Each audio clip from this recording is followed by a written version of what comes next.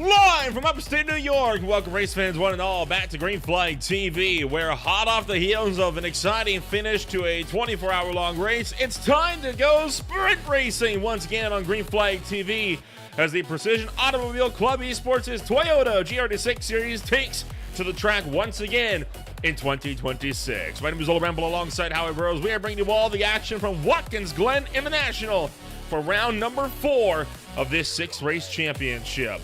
Howie, this race is set to be an exciting one because it's a bit of a twist here, right? Normally when you see road cars, they're taking the boot layout.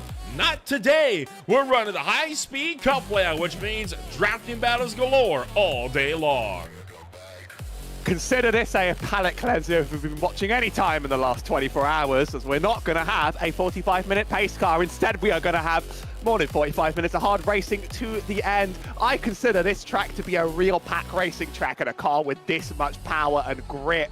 Cars are going to stick with each other the whole way around the track, and if one leaves that pack, it's going to be a big deal in itself. You can go all the way wide at every track limit spot here at the Cup layout. It's going to be a real melee, and it's going to be probably the scariest race of the schedule. Ives Van Sant maintains his run on top of the points boards for Pegasus Sim Racing with Soren Garrett hot on his heels. It's a tight fight, though, for second, as only 12 separate the likes of Garrett and DeBeck, and also Jelver Stratton and Ashley Toft, only 6 points separating those two as well in the fight for 4th in the Pro-Am points. Very close near the middle, but near the top, Ives Van Sant has been absolutely running away with it. Looking at the qualifying results, we're going to see certainly a lot of battling around the middle, let me tell you that. Victor Kloit leads up the AM alongside Julian Agnesine. These two pretty much have dominant positions, I think. They could sort of spar out over the next 6 scoring rounds worth of races, but we're starting to see big gaps separate in that AM field. It's the AMs that end up within those pro drivers that really make the difference. So the big thing about this cup layout, right? So often we see drivers taking a rolling start here in stock car machinery, but in these lower power Toyota GR86s, the unique challenge here comes into turn number 1, right? Obviously the cup layout much more relaxed when it comes to track limits as a result of all the cup cars running wide. And from what I've been hearing, a lot of drivers have been taking full advantage of that in the practice sessions. It's very interesting trying to work out what the difference is, though, because I've covered this layout in cars that don't usually race it, and it sort of became a choice whether to go wide. Quite a few people in practice have actually been taking that curve the wrong way. It's got a lip on it, they jump off and they hit the wall. So you do want to go wide and close to the wall, but it's not like a stock car that is going to struggle to make the turn. You pretty much have complete freedom as to how you approach that, and that can lead to people ending up in each other's business, but I think it can also lead to a lot of flexibility on that turn now. 20 degrees centigrade for the track temp, 19 degrees centigrade for the sun. Virtually identical temperatures to what we saw at Daytona earlier today. And then, of course, 14 kilometers an hour of wind blowing off towards the north. Quite a bit of humidity as well. 85% humidity in the air is going to make this race a unique challenge for a lot of drivers to contend with. And that tailwind is going to be absolutely mega for a lot of these drafting battles that we're about to see here this afternoon. And if this car's anything like some of the other lower power machines I've seen here, it's gonna be all about sticking with the group. Other interesting changes on the cup layout. Those who might be used to Watkins Glen might know the entry to that bus stop chicane. There's a big bump on it. It's completely flat here. Cars will be able to take that a lot easier, and they'll want to stick with people and wait for the time to make their passes. There's going to be a few draft spots around this track, but it's mostly just being there in the right place for the last few laps. It could be carnage. And all of that takes us through to the end of qualifying. And so it is time to see who's going to be starting where for the first race of the day. 11 laps about to get underway. And starting on pole position, it's Nick DeBeck for Pegasus Sim Racing. He is alongside Soren Garrett by just 9 thousandths of a second. Jelver Stratton for Pegasus Motorsport will start down in third with Victor Kloit back in fourth for Brioma Racing. From there, row number 3, it's Ives Van Sant for Pegasus Sim Racing. He is alongside Peter Goosens. Row 4, you have Julian Agnesins. He is alongside Kim Bant. And then it is, of course, Chris Inderberg rounded out the top half of the field with Alessandro Penny bringing it up in 10th. A lot of Pro-Am drivers here haven't really gotten the results they want out of qualifying. Kenny Liebert's in 11th, next to Ashley Tuft in 12th, and Max Nevinchani only makes it a 13th on the grid. Then there's a lot of AM drivers in a row. Abdulman Aloda in 14th, Christophe Bostart in 15th, Ronnie Michel's in 16th, and Robert Savage in 17th. Alex Casilla marks up the back of the grid if he chooses to take it.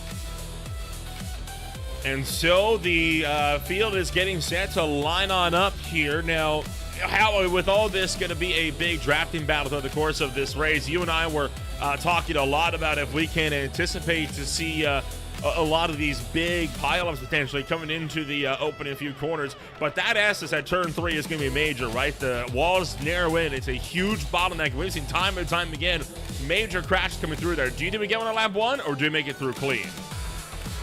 I always give people the same tip on this track in a draft race. I've seen it so many times. You have to survive for 3/4 of the race to make your moves at the end. So I hope everyone's got their wits about them as the cars rev up on the start. And the lights go down. Green flag drops, and we are racing for race number 4 at Watkins Glen International. Nick DeBag taking off down towards turn number 1 for the first time here this afternoon. The rest of the field funneling through behind as they battle their way out of turn number 1, taking that corner real wide. And now out through 1, through 2, and now up the hill into 3 and beyond. Car's got a lot of grip up here. You're used to cars not being able to take this, but there's a little bit side-by-side contact. Soren Gerrits and Victor Cloyt, one of those AM drivers really tangling in with the others. Now, do you want to run through this chicane side-by-side? My tip is not really, but the car on the left really doesn't have anywhere to duck out into. So you see the flat entry. Everybody can take that a lot easier. We do get away with it. We do have our AM driver in P2. That's going to be a poor exit there. Yeah, tough break for Soren Gerrits, who has dropped down a few positions right out of the gate. Victor Clote, though, set to run down Nick DeBeck here as they make their way out of the carousel. That, of course, was turn number 6, and now into 7. Turn 7, of course. One of only 2 left-hand turns on this entire racetrack before we fight our way into turn number 8. And lap number 1 in the books, and it is going to be Nick DeBeck leading the way at the end of lap number 1. Oh, and trouble behind. We've got a couple cars going around. Oh, that's Ronnie Michel's and Abdulman Aloda around at the back.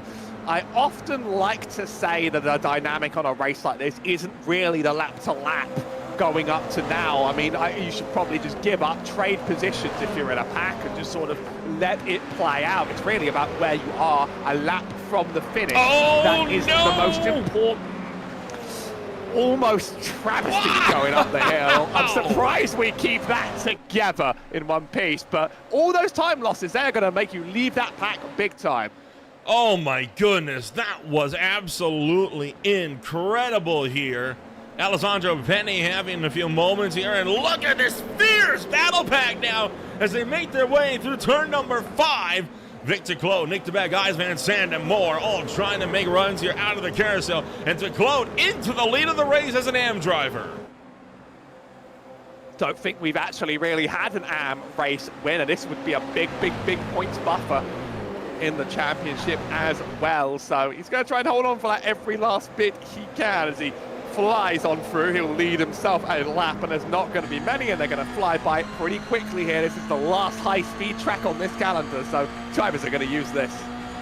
And now looking for 3 wide, courtesy of Soren Gerrits here down into turn number 1, and going to back out of that one, as a matter of fact, swinging way wide. Look out for the safer barrier as driver's going to tuck back into line. Soren Gerrits still leads the Pro-Am category. He is side by side with Eyes Van Sant. This is critical, right? Because this is keeping these guys from being able to challenge Victor Clote up front for the race lead.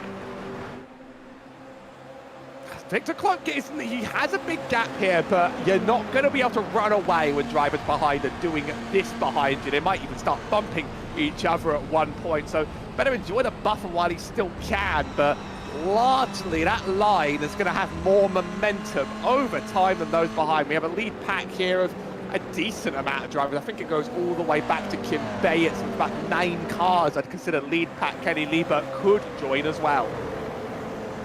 Taking a quick look back at the incident that Abdul Rahman Aloda had. This is coming around into the final corner and ran into the back of the car in front and just nowhere for Michael Rainey to go. Unlucky to lose that much pace off the back. If you take aero damage, you're in a lot of trouble. There's another. That's what I'm saying. That's the points leader. That's off at turn 7, and he's got a meatball fly. He's done. How did he do that? Oh, it's rough. That is rough. Let me tell you that. It might be better to almost see it from the top because there's some brutal contact that ends up into here. Side by side entering and turned across the nose.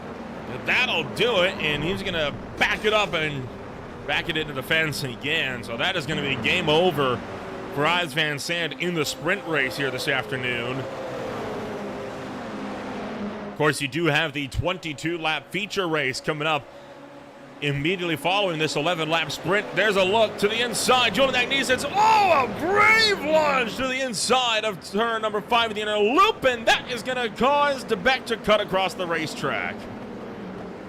There are loose track limits here, but that certainly is track limits on this circuit. The grass is considered off the track. Soren Gerrits gets a bit of a hip check from behind there from Ashley Turf. That car almost goes around. Cars seem to be making just a little bit too much contact for my taste on the turns. I see Soren Gerrits had a little bit of front end damage, and that little bit might make the difference. He could actually end up holding this pack up. And this is the look earlier on. This was Alessandro Penny, and he was 3 wide, and then look at how far sideways that car gets coming up through the SS, and how he managed to keep that car going in the right direction, I have no idea. Half a second lead by our leader, but Strap behind, fastest lap of the race, so I expect that will sort of compress up for the end. Very interesting, actually. It's more than a second gap to the next pack. But if they actually, I'm not seeing them working together that you'd expect right now. I'm seeing a lot of madness, including a possible 3 wide entering here. Someone's got to give live. A little bit of margin this early.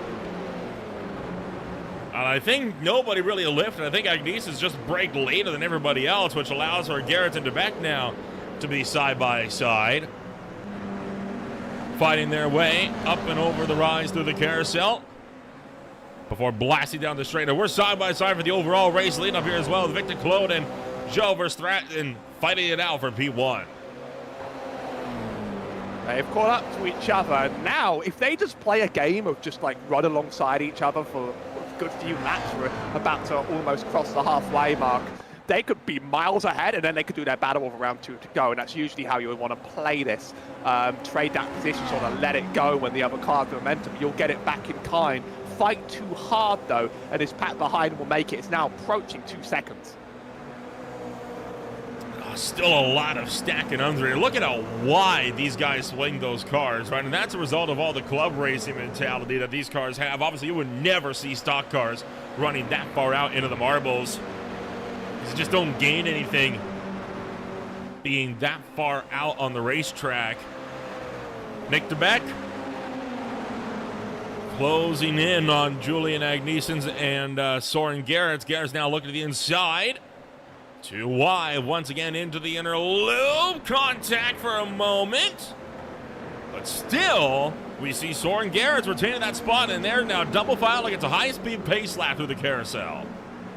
Some exciting racing's happening here, but I just watched up front to just see how this was being played, and down that straight, Verstraeten had a run, and going into the chicane just gives Victor Point a little bump from behind instead. That's how that gap's extending out so much. He knows how he wants to play this game, and that is going to be making those two run away. Watch the last lap between those two. That might be absolutely explosive. Behind, this is where drivers are certainly tangling for track position, though, as the lead two get away.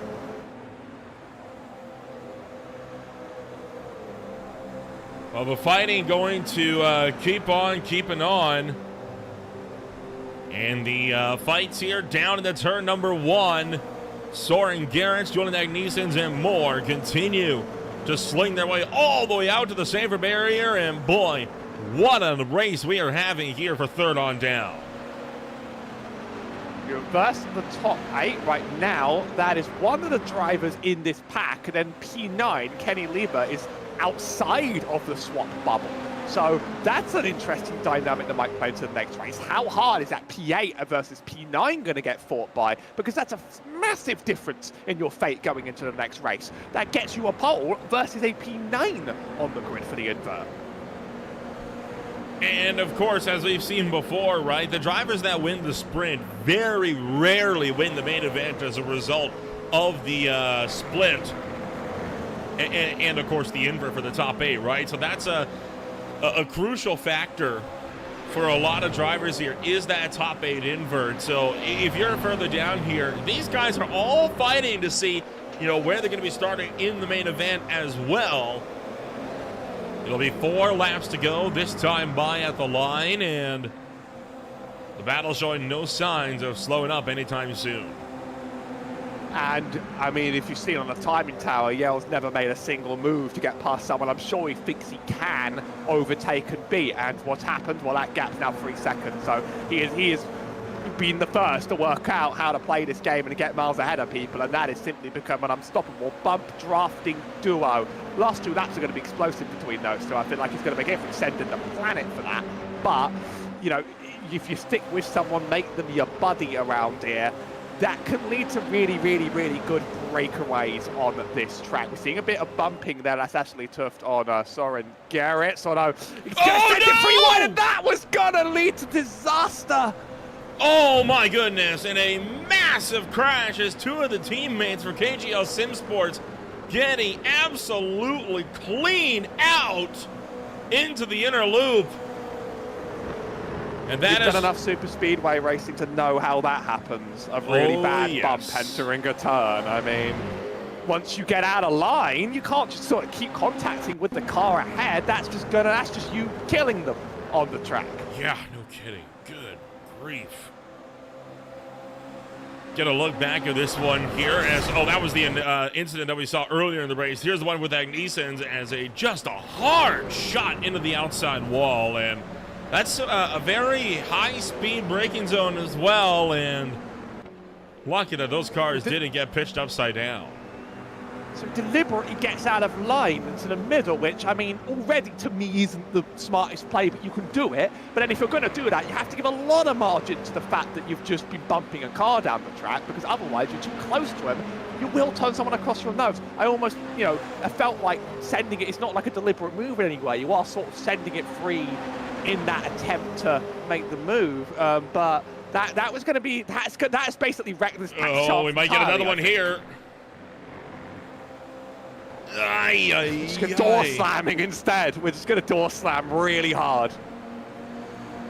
The aggression that we are seeing in this midfield fight is on a different level, and it is fantastic racing that we're having here this afternoon. As there's a lot of Peter Goosens trying to go down the inside of Nick DeBecca to turn 7. Got a massive run with the draft coming out of the carousel, and he's going to take the 3rd spot away into 7. Ashley Tuff looking to try and also get a nose in. Big checkup from DeBecca up in front. Slows the 2 down a lot, though. Kim Bayet's going to lose another place to Kenny Lieber just on the back of that. Little speed differences are going to lead to little checkups. Now with 2 to go, I'm going to keep an eye on how Jelver Stratton's going to race this, because at this point the cooperation ends and you sort of want to be in the right place at the right time to win this. Often it's whoever's leading this final lap coming up that will often get to decide how things go, and he's going to finally try and make a move. Down the inside into the inner loop, and I don't think Victor Close is going to fight this one all that much. He recognizes that Strayton is a quicker car. Oh, but that's really poor timing, and heads up! Almost caught it into the back as Verstraeten jumps back into view. And the 67, a lucky man there that Goosens checked up, and we got Kenny Liebert around to the inner loop. That was nearly code brown right there on the reappearance. We'd somehow held that one together as the rest of the pack just separates and breaks. Here's another. Is that the same driver causing that? I mean, That is very... You have to have a lot of discipline going into that chicane, or else no one's going to work with you in the next race, quite frankly. He's lucky that he kept it off the wall as well. Final lap, though, and Victor Clote back in front of Gilles Verstraete was able to get the run down into turn 7. And so the 6-7 car is going to have to fight the tide all over again. Remember, they are scored off of overall points, not race points. So these drivers, they may not be fighting the same class, but they are definitely fighting to try and get themselves the bigger points cushion. Or in Gilles Verstraete's case, trying to close the gap to his points leader. Down the inside again into the inner loop. This might decide everything. You sort of want to be in P2 at the start of this lap so that you can get the run here, longer straight on the track. Vic's going to back out. Only really 1 or 2 more shots around this track. It's about timing that slingshot move, and I think the Alpha Stratton's in a good place there to take that win. Looking like it, unless Victor Clote can do what he did the last lap by and get a massive run down this straightaway here into turn 7. He's got the toe. He's not going to be close enough, though, to have that dive down the inside of the penultimate corner. 1 turn to go. Does he have an answer for him? It would have to be a momentum run on corner exit. But Victor Clote will not be able to get there. And Gilles Verstraete, oh boy, there we go. He's going to take the win in the sprint race here this afternoon from Watkins Glen. Almost Code Brown again, entering that straight, just sort of disappearing out of existence. You always wondered if Vic takes it on a technicality, but he was there across the line on the way out. That model between the top 2, maybe the other drivers will see the gap they pulled ahead and wonder how they did it. This is not really a track where, well, I mean, there's a way to drive it fast and drive it slow, obviously, but this is not really a track where your raw driving skill and pace lets you run away like that. It's a lot like a super speedway in many ways. It's about how you work with and engage with others. I wonder if we'll actually see those two play the same game again, because they played it respectfully and cleanly all the way to the end. Others, they got a little bit physical. Well, I'll take a rundown of your official sprint race results here this afternoon. After a stellar race this afternoon, still have the main events yet to come up after this. It's Gilles Verstraete taking the win in Pro-Am. Victor Clote extends his points lead in the Am category. And it's Cousins, Demek, Toft, Bayet, Alessandro Penny, and Max Demonchini for the Pro-Am cars in the top 10. And Chris Inderberg and Christophe Bossert will round out the podium for the Am category this afternoon. Further back, it's a lot of Am drivers: Kenny Lieber, Robert Savage, Alduman Lodard, and Soren Gerrit and Yves Van Sant. Soren Gerrit's one of the faster drivers here, often ends up in accidents and isn't going to be able to make much up from that. Ronnie Michel's makes up 16, and Julian Agnesson's 17. And that is going to close out the action then here in the sprint race. So this 22-lap main event going to be something spectacular indeed. We're going to take a jump back when we return. It's main event Jack for Watkins Glen International. Coming on up. Stay with us. We'll be back with you in a few moments.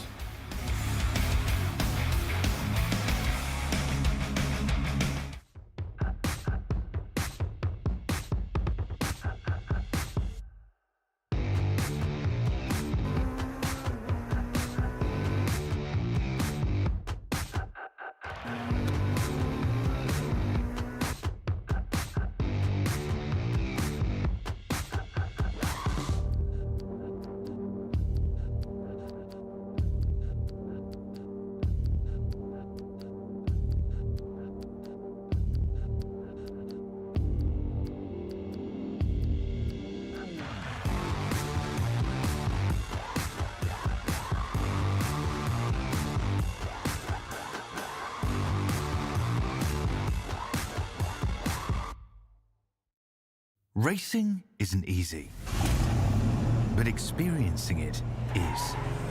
iRacing puts you in the driver's seat with the industry's leading sim racing game. Drive on laser scan replicas of the greatest racing circuits from around the world. Go head-to-head against other drivers chosen by skill-based matchmaking to ensure competitive racing at every level. Compete across all your favorite series. In officially licensed cars, engineered to deliver the most accurate driving experience possible.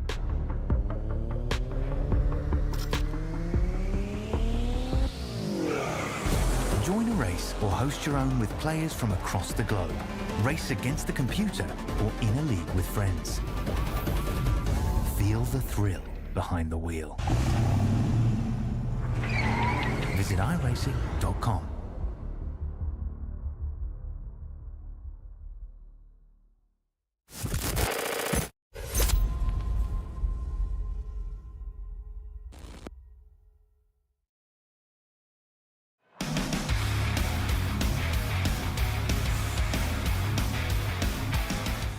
Welcome back to Green Flag TV, where we are moments away from kicking off racing action for the 22-lap main event here this afternoon for the Precision Automobile Club Esports run at Watkins Glen International. Once again, my name is Ola Bemble alongside Howie Burrows. We're bringing you all the action from start to finish here this afternoon. Howie, a stellar sprint race and a lot of action to be had, and no doubt the next 22 laps are going to be just as entertaining. As I was saying between the commercials, though, there should also be a lot of learning from that. Then we might have a bit of a pre-sprint and post-sprint attitude here. Two drivers worked out if they just stick in line with each other, they just get away and nothing beats them. If a whole pack does that for a lot longer, you can have big packs make it to those final few laps. Hopefully people can sort of work out, well, those top two must have gotten away, and I don't think they were 5 seconds faster. I think they were working together and not making big moves on each other and conceding them when they had to, because we could see a much closer pack if they stick to that dynamic this time. Well, at the same time, though, I almost feel like we're not going to be getting that throughout the feature race unless you get a big crash that breaks everybody up, right? Because, you know, kind of in the words of somebody that had mentioned this during the Daytona 24, you know, asking a race to be patient is like asking a dog not to bark. It doesn't happen. Well, this track is sort of like a test of that, isn't it? It like pushes your patience to the absolute limit. How much can you take until you break? Well, I think it will really reward those that can wait for it and play with each other. Even if each lap starts feeling quite samey to them, it's sort of what you need to do to get results here. Fighting up for the pack is going to be hard. You can do it, but if you're starting near the back, a driver like Soren Gerrits, you're really going to have to fight for every inch of that track to make it close by the end. It's the ultimate litmus test in patience when it comes to club racing here. And, well, we are ready to get this show on the road. The 22-lap main event coming up at you here this time by. So starting this race then on pole position here this afternoon, it, of course, is going to be the driver that finishes a solid 8th place run when it was coming home for the sprint race this afternoon. And that driver going to be Alessandro Penny. Had a wild save up the hill on just the second lap of the sprint. Looking for more this afternoon. Now Chris Inderberg will start alongside him in second. Row 2, Kim Baird. He is alongside Ashley Toft. With row 3 holding Nick DeBeck and Peter Goossens. Victor Quote and Gel Verstraeten, the drivers to finish 1-2 in their respective classes. They're starting 7th and 8th. With Max Devicini and Christophe Bossert, 9th and 10th.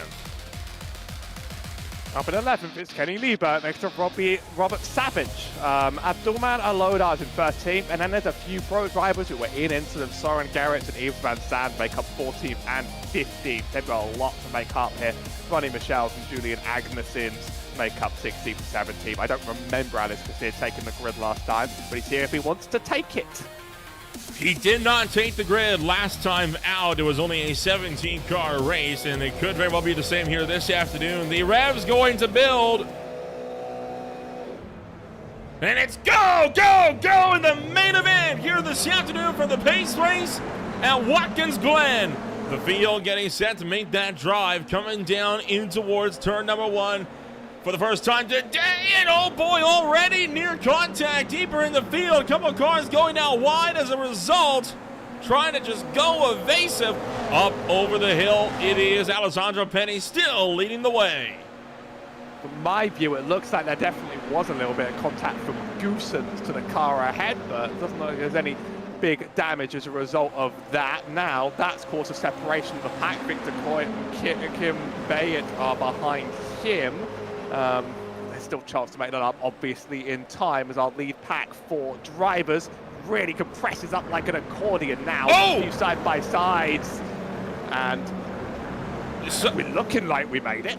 Somebody just went screaming off the row behind, and that is Kenny Liebert, who has gone hard into the wall in the inner loop. Oh, you're right. I missed that one. Massive Bumped crunch. right off the track. Yeah, massive crunch for Kenny Liebert, and that's going to be a rough ride for him. Meanwhile, Alessandro Penny leading the way. This is what happened to Liebert. Lots of cars looking for real estate. This is a little bit of a shove due to the differences in speed heading into there. It's unfortunate, but if you don't always account for the draft, you'll be slightly faster than someone. Now, Tuft and Penny are playing a bit of a bump drafting game up front. Tuft is giving some nice pushes to Alessandro. Nick DeBeck and Nick DeCloich should hopefully play that same game soon. I think there's carnage further behind. Yeah, Kim Bayett spinning off the road, and he will become the second retirement of the day after picking up a meatball flag himself. So for some drivers, it just continues to fall apart. This has been quite an attrition-filled opening couple laps. And already we are down 2 cars. Actually staying in line and just pushing. I saw the side-by-side behind between DeCloich and DeBeck and thought, well, that's going to cost them a lot of time. And actually, didn't really. They've caught back up. This was a self-spin. What's unfortunate is sent recoil. There's another car in the way. It just has to take the shunt from the way of that and take some front-end damage. That will cost it for Aero. Lead pack 4 cars pretty much in tow here. They could stay like this if they play it right, or they could even let more into the party. That's going to be the big ticket question, right? Are they going to allow more to join the fray? Down 20 laps to go now. Alessandro Penny continues to lead. Then it's Toth, DeCloich, DeBeck, Goosens, Inderberg.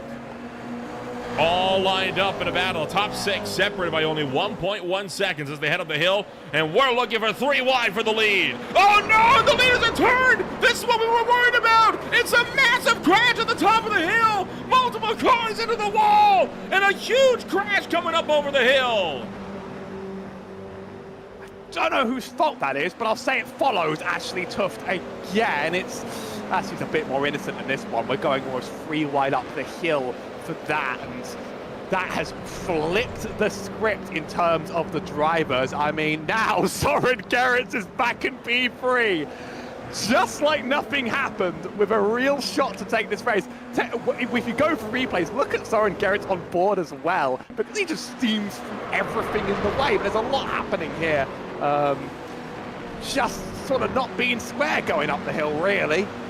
How that was not a bigger crash, I have no idea. That should have been an absolutely massive accident. And then you were mentioning Soren Gerrits. This is the look on board with him. So he's further back in the pack. You wonder, how does he make it back up to P3 this quickly? You could call it some Han Solo stuff going through the asteroid field, but sometimes you do miss the shots that you don't take. Everybody checked up on the track avoiding, and he just sort of realizes, I can just keep going. That's P3 through the whole field. If gap car. Never tell me the odds.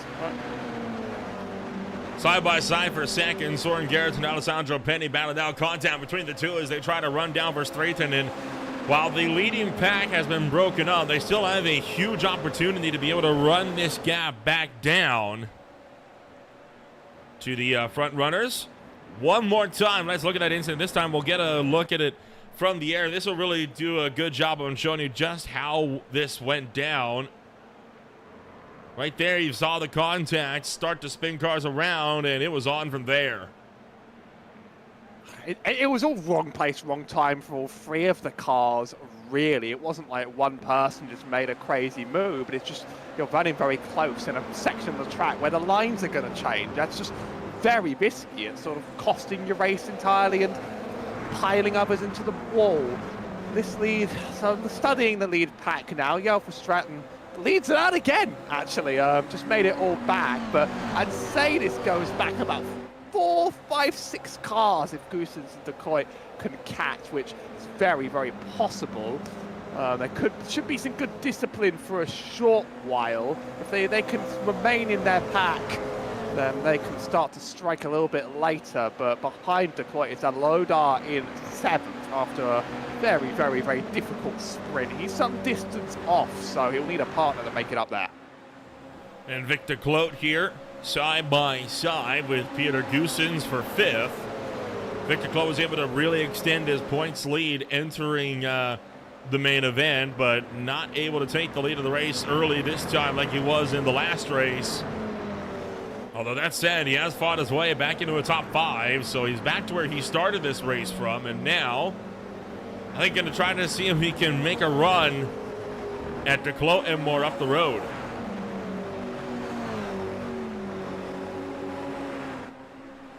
If you have someone you can push with, you could easily join this. If you're on side by side, I mean, it's not that side draft is like a major factor in these cars, but it is just comparatively slower than doing it the other way. And then comparatively slower, it's going to add up on a track where you're on power for like 90% of its distance, where there's very, very, very few braking zones where you can throw the car into every single turn.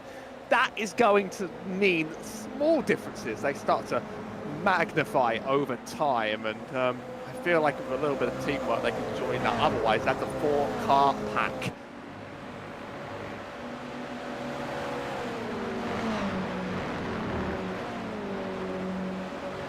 Alessandro Penny and Max Nevinshaney now double file for the 3rd place spot, while they're also racing for the lead. Verstraeten fall into Soren Garrett as Garrett with the KGL Sim Sports number 64 round the outside of the Bugatti Racing's 67 entry.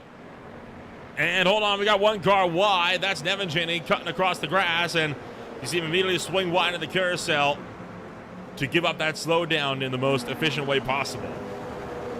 Have to serve them off the line here, which could be pretty devastating on a momentum-heavy track. You just sort of lose everything if you don't find a way to get back into line in perfect time. But if you end up on the back of them, it's also certainly not a race ender to be thrown, as long as you're still with them, because really you can just slingshot your way up over the course of the next few laps. Peter Goossens has his nose up on the inside of Victor Clote, which is something that sort of scares me a bit. He might need to choose a lane. Vic cuts across, though, entering the braking zone. That evens things out again. We have a black flag, by the way, from Robert Savage. I think he entered pit lane poorly, and that just might be the cause of that.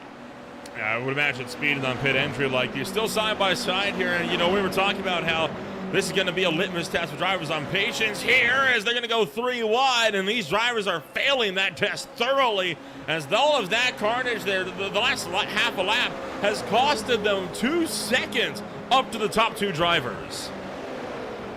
And I think the best solution to that is to go as wide as possible into that turn. Really, I wonder if Goossens and De Clote will work for this, or whether they will race it out. I mean, you can totally enjoy a very, very good battle in the second pack and just accept your fate. There's so much time left in this race. We have 20 minutes of running, so there's time to change your fate if you feel like doing this any differently. Up front, Verstraeten, one of those drivers that did exactly this strategy of stick behind someone and push them down the track, is going to be pushing Soren Garrett down the track. So number 1, hopefully Soren doesn't get turned around again. And number 2, maybe that ends up being an unstoppable tag team. Yeah, Victor Clote going to try to keep the fight going, as Verstraeten still up the road. These guys have a chance to run down the top 2, but like you said, they got to really work together, and they got to work together now, because that's going to take a hot minute for them to run down the leaders, and if they keep fighting like this for much longer, they're not going to have a chance to. Sort of now or never if you want to make the decision to stick with the pack or not. Peter Goossens, no, he's not going to push. He's going to go for an attack, and after a little bit of blinking from the other car, that is going to signal what might kill your momentum, because we have a dedicated bump drafter up ahead, and then the drivers behind are just like, none of us are catching anytime soon. Well, we're sort of dragging each other down like crabs in a bucket. When you say that, they gained half a second from turn 1 to the inner loop that time by, even with the attempted overtake. So they are running that gap back down. I'm too worn down. I'm too worn down from watching Watkins Glen races in my life, you know. I'm a jaded veteran. And you might end up proving me wrong because I made another 2 attempts while you were talking. So you know what? I'm writing things off now. Look at me. Well, the gap was about 2.01 last time by. This time it was 1.49, so they gained almost 0.6 of a second there. And how about that? Victor Claude, new fastest lap of the race, a 1:21.705. That car is moving right now. That lap time, 0.4 quicker than the cars in front. So much about pack dynamics can determine your lap time, and it's very true. That was fast that time around, but it's been a bit of a drop down. Up front, they're doing position swaps for the lead now. Gap remains pretty consistent. This is where a lot of time was made up. Is it possible that Vic is just so much better at breaking into this chicane? Well, it's still, time was made up about a 10th. It's a give or take, a 10th, 2 attempts, maybe up to 3, but exiting this, no, that's going to stick. I actually wonder if he's just better at taking that chicane, because if he is, that will be eaten into. We're not even halfway. You wonder if maybe Soren Gerritsen and Verstraeten, they see the pack behind closing in and they're thinking, well, what if we try it, let's try it the other way. Then we try with you pushing me. Now let me push you and see if we can make any more progress that way. But in cars like these that are so evenly matched, it's realistically not going to do much. And keep in mind, Victor Claude, now within a second of the second place runner, they have the draft. This is starting to look interesting. It seems like all the time is made up in that chicane though, so we'll watch the timers one more time as they approach and exit it. So I actually think these two are very good at taking it, and that's where all the time is being made up and changed. I'm looking up further ahead. Soren Gerrit isn't going to push. He's going to go side by side into that, and Victor Claude, he is very, very, very fast entering. It's going to be a second before he enters. We'll see if it reaches about 8-7 tenths by the time he exits. Yeah, that's where the time's being made up. It's simply 3 laps in a row, entry into that chicane, 3 tenths every single lap, and that is going to be joining that pack. Part of this for Vic might be helped by the fact that he's got some clean air ahead of him, right? And he can also kind of sight the braking marks of the cars in front of him a little bit better, so we can take that line more effectively than Verstraeten to do. It's effective having to react to Soren Gerritsen's braking point as well. And just like that, when we thought it was going to be a 2-way fight for the win, we got the pack formed up, and now it's 4 cars lined up nose to tail and ready to fight.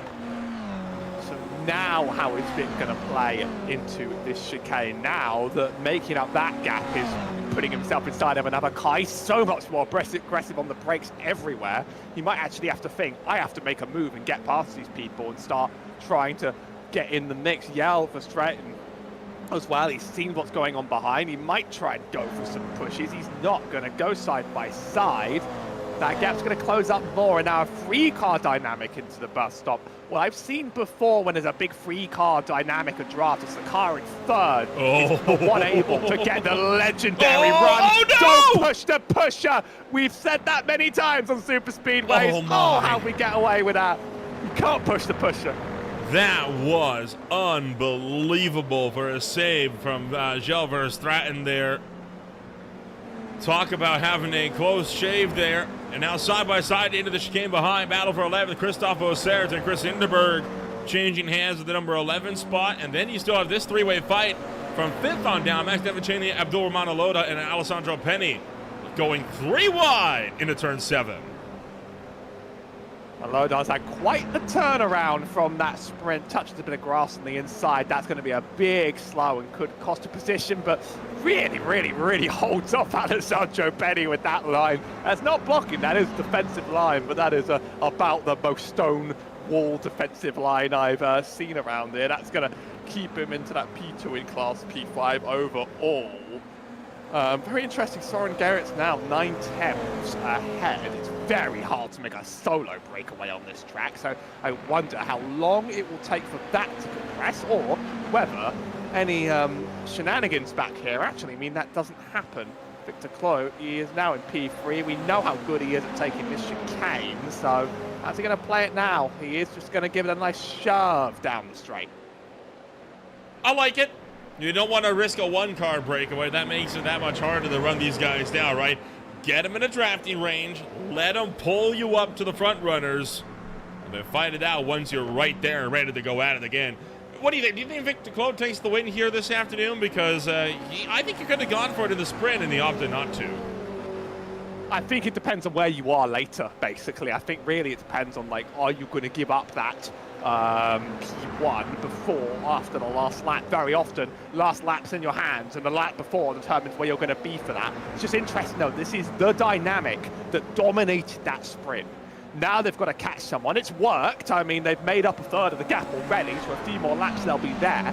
How does this two-car dynamic play when they've both got an adversary they want to fight against? I mean, Yell and Vic, one of the reasons it's working is they're not really, like, there's a points difference in first versus second, but they're not racing each other for a championship.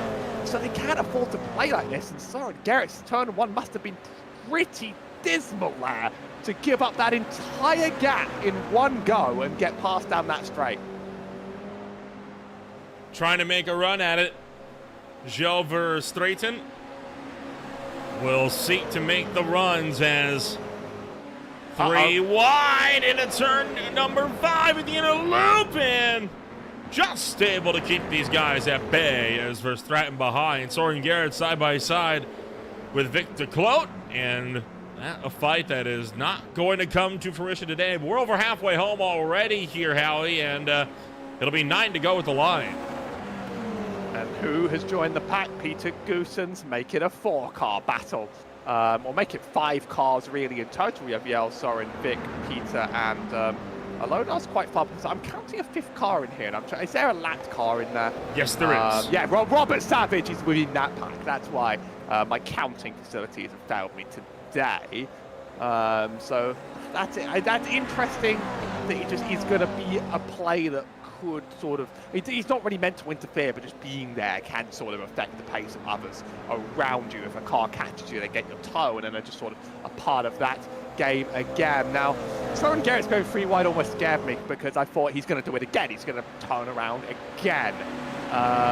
Certainly don't want to get up to the front twice and then get spun twice, because at that point I start to think maybe some of that is on you. He's got a big run though, so he's going to try taking it. Soren Gerrit's down the, Gilles Verstraeten down the outside of Soren Gerrit. Gerrit's tried to have a look into the inner loop, but he wasn't close enough to commit to it. And Robert Savage effectively acting as an extra propeller here in this fight to help these guys keep the momentum and keep their speed up. Further down behind, the fight for 9th is on as well. Ronnie Michels and Julian Agnesens continuing to battle this one through. And I tell you what, Ronnie Michels able to get around number 9 with a pretty solid run. He still has this fight as well for 5th on down that is going nowhere. Those cars are a bit more spread, and I think by the end of the race they'll be very, very, very close to each other, but it's been a lot more scattered, the driving of Alessandro Penny leading over Dormano Loda. It's not the same sort of pack dynamic that we're witnessing up front between these 4. That's the second time Soren has stacked that turn 1 and gone too wide. That was a hard shock, though. He's just going to lose. He's got to lose position to the lap car, but that might mean he could get toe back. Driving up over the hill here. Victor closing. He's going to push the back of Gilles Verstraeten, though. Not wanting to commit to the move. Jumping hard on the brakes into the inner loop. Oh, almost got caught out by the anti-cut curve. He's just able to keep it on the racetrack and lose minimal time. And Verstraeten continues to hold the lead. And so far, he's got the M-Class leader hot in his heels and willing to push. I think Soren Gerrit should be back in this pack before the end of the race. He's got enough distance, but we're doing a bump into a bump into a bump. It's like the Newton's Cradle toy, you know, when the marble bounce back and forth on the strings. God, my grandparents on this. Gilles Verstraeten is going to lead this 3-car row, but Soren Gerrit's making up good time already. By the end of this, he's going to be a factor. We we have that dream team 1 and 2 that I think they made a big impact first race. Peter Goossens, he's sent it a lot more than others in this position. I wonder how he's going to interfere. And Victor Claude has finally taken the overall lead of the race as Gilles Verstraeten drops back to second, could drop back to third because Peter Goossens has the inside of 4. And now getting set to, oh, look out! There's a lot of cars getting loose! Up over the hill at 4 with some contact, nearly 3 wide into the inner loop. Claude shuts them down to the pass, and he's able to retain with the race lead for now.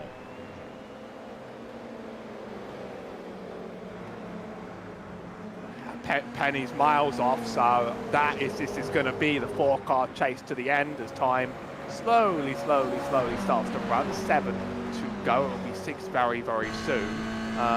So this is how it's going to look going to the end, and really, like, each lap, there's going to be passing in these laps, and I describe them around here as a little bit processional in the sense that really they're about making sure you're in the right place for 2 to go, because once you're in 2 to go, you decide who leads the last lap. Sometimes leading the last lap is not where you want to be. You want to try and get that run if you want to take that gamble. And so it's just sort of about shuffling the field and shuffling the cards until you get there. As long as people don't make mistakes, the individual back and forth, they're not going to be at the final play.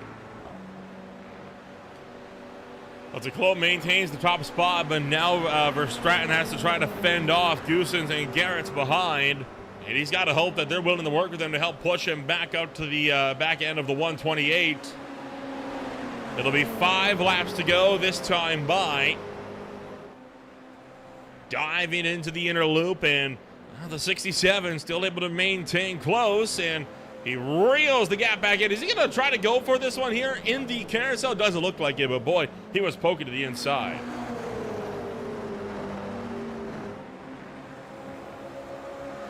Still not much change up here, but I'm just staring thinking, when is somebody going to get bold with it? It will be 5 to go across the line. I think that's quite a pivotal sort of moment where now people are going to think, I want to be where I want to be. Sometimes if the pack's close enough, you want to be 4th because you'll actually get a mega run. Sort of depends on the car around here as well. It depends on how hard you're willing to send it. I mean, if Victor Claude holds on, that is an AM-class overall race win, which is pretty extraordinary, but he's one of those that has played the race and the strategy right.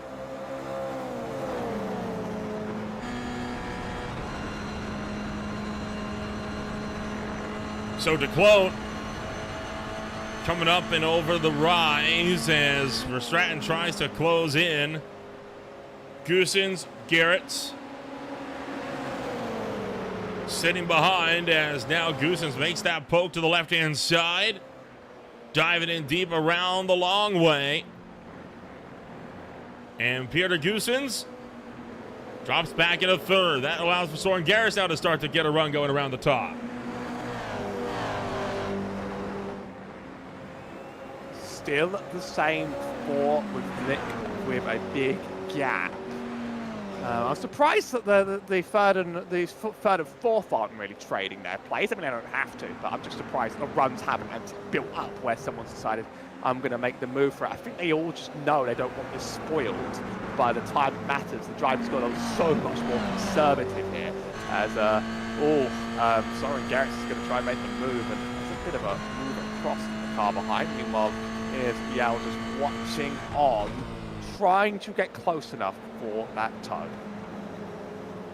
Oh boy, way out wide for Peter Goossens. And Soren Garrett finally has the inside of him for 3rd.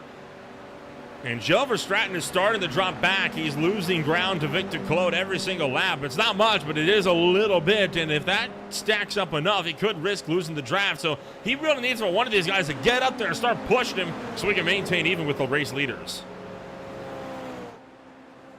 I'm surprised that, I would say I'm surprised that Victor Claude's been able to just keep out this gap and the draft hasn't worked. But how did he get up here in the first place? By being ridiculously fast into that chicane, faster than everybody else into the chicane, and having somehow worked out how to break into that thing faster than everybody else. Jelver Stratton sort of pulling away from Soren Garrett, so I think Goosen's going to need to push quite aggressively if they want to be in for a chance of that win. I think Yell's within range, but Garrett is just sort of in that 7th. He's getting a bit of draft, but the top two playing optimally locks out that P3 opportunity.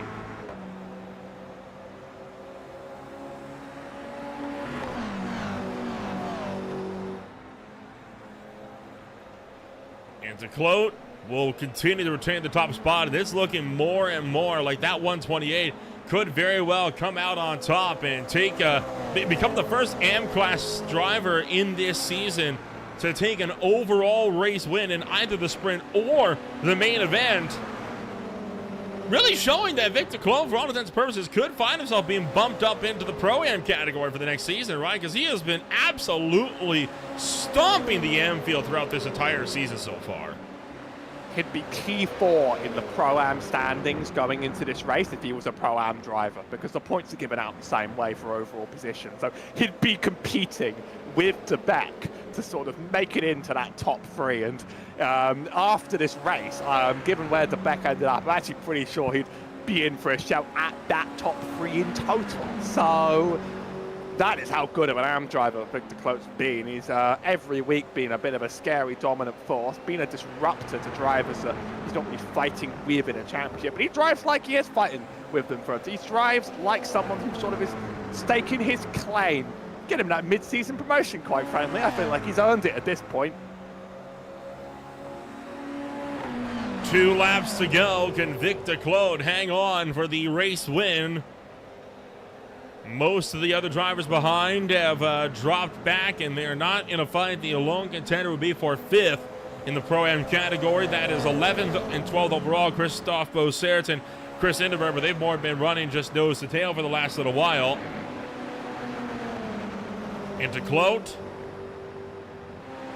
continues to maintain the top spot. Jelver Stratton, there it is. He makes the look to the left-hand side. Into the inner loop. He's going to get the nose in front. Can Victor Declote outbrake him into the chicane? No! And Jelver Stratton takes the lead away.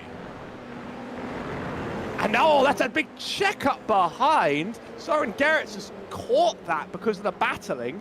He's now going to lose the place to Goosen's just entirely on the back of that checkup. But now they're all within range of each other. Penny in 5th, 12 seconds back pretty much. I tell you what, there's nothing more boring than running solo at Watkins Glen in this car, like solo with no other cars. Just be like, I'm just going to get through today, Last lap, has Vic played the long game here? That's going to be really interesting because if you get that draft from P2, that can lead you to win the race. Final lap, this is for all of it. Final lap here this afternoon. Jelver Stratton, Victor Declote, Peter Goossens, and more. Oh, and no! Verstappen hits the wall, and they're looking to go 3 wide up the hill. They're going to get a single file out. Victor Declote retakes the lead, and Verstappen flew too close to the sun, tags the wall on the left-hand side. Now Peter Goossens in the camper to potentially get the race win as they make their way towards the chicane. I'm seeing some of the ways Goosen's moving, and I'm very worried someone might turn around backwards. He's running ridiculously close. Those cars are almost touching. He does back out in time, though.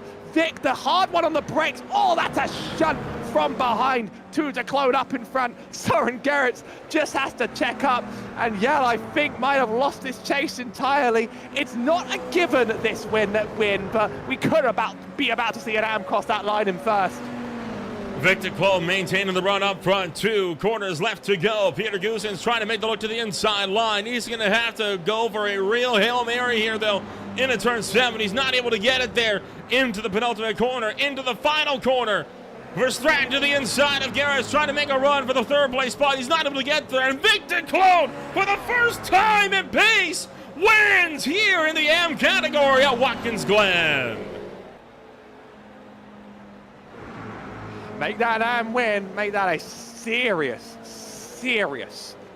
bump up in terms of points. I said I'd love to compare him next race to the pros and get him that pro license with a finish like that. I mean, Well, Watkins, Glen produces fireworks. We knew it was. That's the last high-speed track on the calendar. It's 2 more technical ones to finish things out, and that certainly is a way to finish the fast, high-speed draft circuits.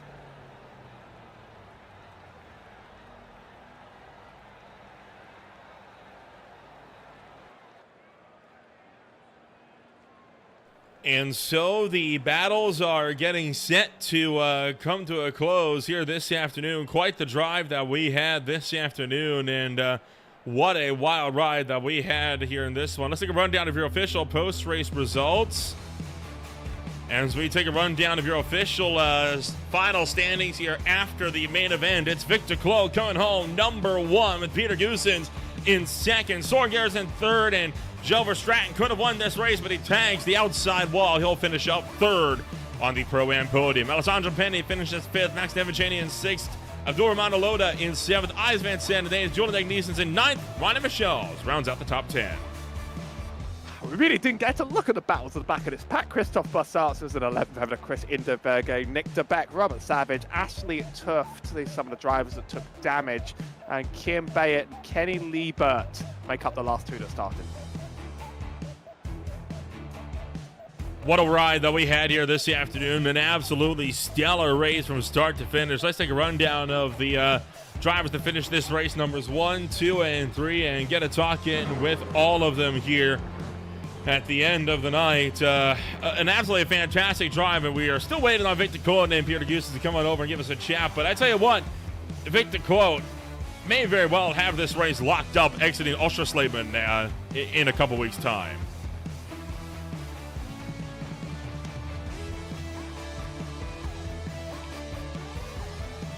I thought I was waiting for someone to do an interview for some reason.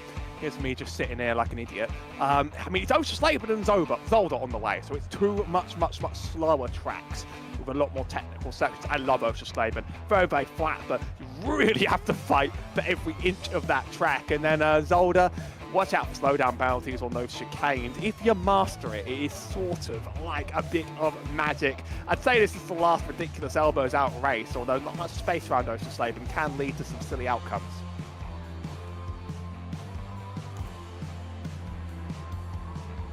Well, I tell you what, this race proving to be a fun ride here this afternoon, and we'll take a quick rundown of what's coming up next here on Green Flag TV. It's going to be the High Tide Race League coming out for the Pocono Raceway this coming Monday. Omis Rel and the Beer League both kicking off their incoming season on Tuesday and Wednesday, while it's round 2 of playoff season for the Zero Torque Race League and the Nashville Super Speedway. And then 2 more season openers coming up. It's going to be the Daytona International Speedway holding runs for Mars, Aspire, and SRA, all coming up Saturday through Tuesday. Well, let's get a chance now to give a chat in here with Victor Quote, the driver that comes home #1 at the end of the night. And Vic, for the first time, an M-Class driver takes home the overall win. What a stellar drive that you had here this afternoon. Talk us through it. Yeah, it's. I think it was a crazy race. The first race was pretty clean. I had a good start, and I was first the whole race, but then Jelle got me in the last lap. And then the second race also had a good start, but then the second lap I was going 3 wide with Ashley and Alessandro, and that got us to a big crash to cut up us 3 and other people. And luckily I could drive further in the race, and I don't know how I did it, but I'm P1 for the second race. Really amazing. Kind of talk us through the afternoon here, because this track just seemed to click in a different way for you. What was it that allowed for you to retain all that pace with the Pro-Am drivers up front? I think it's the slipstream, because if people are going to battle after a straight line, then they lose time, and then you can get them, and then in the next straight line you can slipstream them, and then you are with them in the pack, and then just you have to be patient and then get them as clean as possible. And looking forward into the next 2 weeks, only 2 races to go, and with double podiums here today, you have extended your points lead by a massive margin. How confident are you that you'll be locking up the championship before the season finale? I feel really confident. I only have to find the time to practice, but it's okay. Huh? I don't practice too much, but it's good enough as I see, and I think it will be okay for the rest of the championship, but it won't be that easy, I think. I wish you the best of luck then when we come out once again. Congratulations on taking home number 1 here today, and we'll see you all next time around. And confirmation, by the way, you are becoming a Pro-Am driver as a result of winning the race as an Am Class driver as well. So we'll see you next time out. Thank you. See you next time. Victor Cloak coming home number 1 this afternoon. And Howie, that is quite the news. You were mentioning, hey, get this guy a Pro-Am license with the mid-season promotion. Well, you got your wish. We'll have to check the points after the fact. I mean, they're updated very, very, very quickly, so I'll see if I can get on top of them. But I did notice that I think he might easily be P3 in the Pro Championship when this race is done due to the points that were given. So, like, he's a serious competitor among the field. Yeah, they've not been updated yet, but he was P4 with about a 20-point gap, and he's just won, and the guy in P3 is miles back. So we might actually just be in for a top 3 on this championship, and that's spectacular stuff. Well, we'll let you jump down to Soren Garrett then. He comes home 2nd in the Pro-Am category, 3rd overall. How are you standing by with him?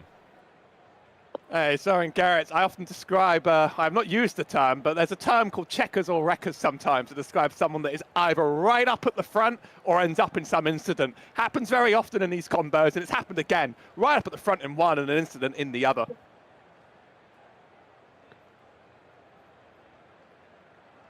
Sorry, the question was to me, or?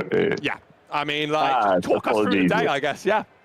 Yes, no, I was not really looking forward to this race, as I find it a little bit of a lottery track sometimes, and I think not only myself, but lots of people got a little bit unlucky in this race. But it is what it is. Still nice win from Vic just now.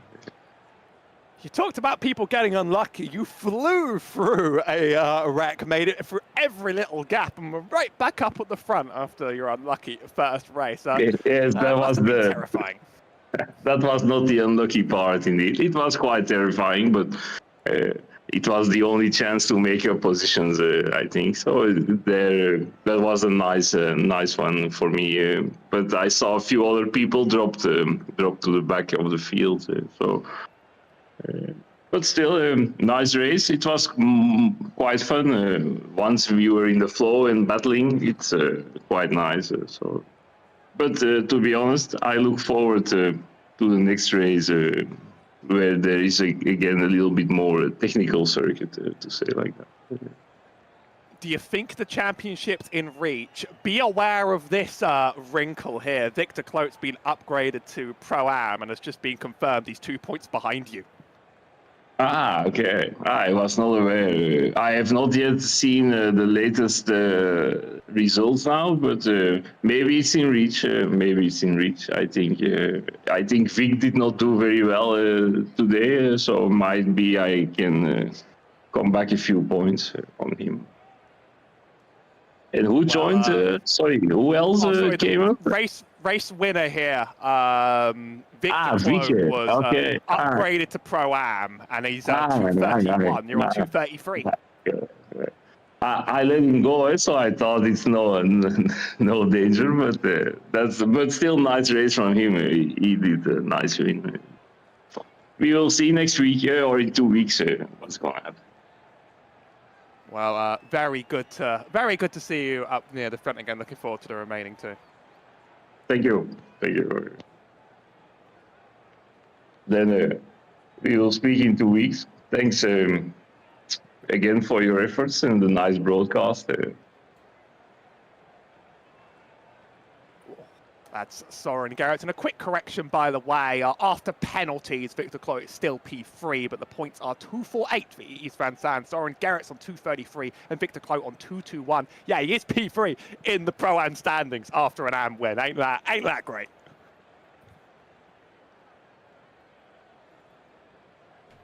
Well, all of that is going to kind of bring us around to the close of this race tonight. We'll give one more quick talk here. This is, of course, runner-up in the M category today, Abdurrahman Aloda here, coming home second at the end of the day, and it was quite the fight that you had there deeper in the field. You were only 10 thousandths of a second separate in the battle for overall 7th place. Talk us about one of the closing laps.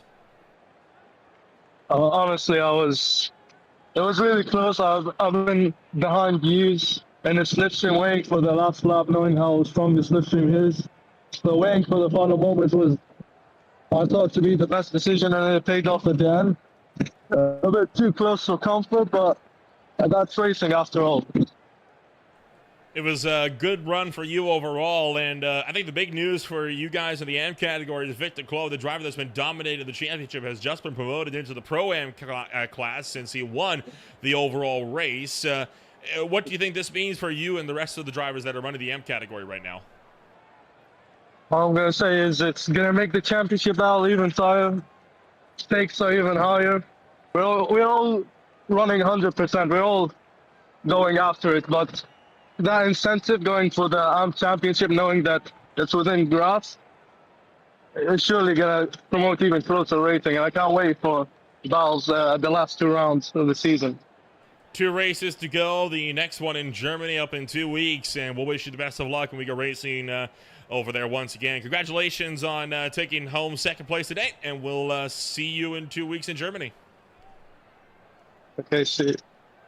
Abdurrahman Aloda coming home 2nd to the M category this afternoon. And Howard, this is going to close things out today. Real quick, your final thoughts of this one today. Big news on the class promotion, and that'll shake up the both championship standings, in fact, for sure. Count on the American race to be explosive. I do think Ocean Stabling can be interesting. It's sort of like it's got a bit of a street circuit without wall style to it, but it's very, very, very tight and close. There's a few corners where you can really push your limits, or either touch the sausage curbs or get a slow down across that unique little high-speed chicane. I personally love it. It does encourage a lot of dive bombs. I think there could be drama there in 2 weeks' time, but it's good to be back with these little things. Yes, it is, and still more action yet to come on Greenflight TV as well over the course of the next little while. You got multiple season openers. You have Aspire, OMSRL, the Beer League, the Mid-Atlantic Racing Series, and SRA all kicking off their seasons. Multiple races at Daytona. It's going to be Daytona week effectively starting on Tuesday. So we'll get set to see you all there. And, of course, don't forget to check out the High Tide Racing League, the Pocono Raceway, tomorrow afternoon. In the meantime, if you want to find out more about who we are and what we can offer you, you can check us out today at www.greenflag.tv. Once again, here from the Precision Automobile Club Esports, presented by KGL Sim Racing. My name is Little Ramble alongside Howie Burrows. 2 races to go, and with a class promotion for the M-Class Dominator, we'll see how this is going to shake up the field in Germany in 2 weeks.